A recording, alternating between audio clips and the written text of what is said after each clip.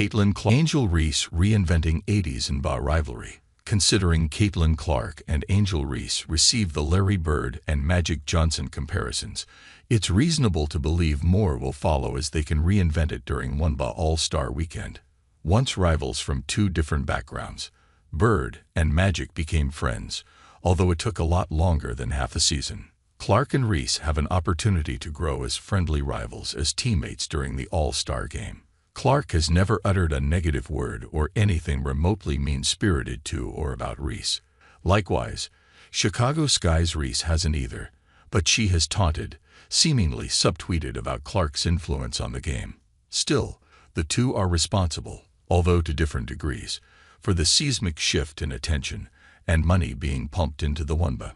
I don't think I've ever been her teammate before, even with use of basketball or anything like that. So I know people are going to be really excited about it, but I hope it doesn't take away from everybody else, Clark said during media availability.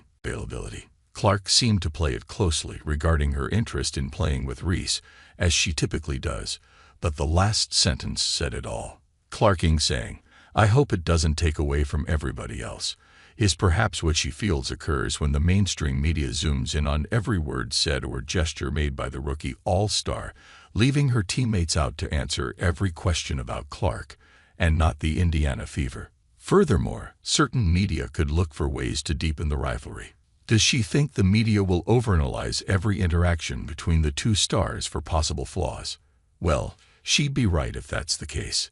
It's the nature of the game, but it's not about what's put on paper, but what actually happens on the court and between the lines.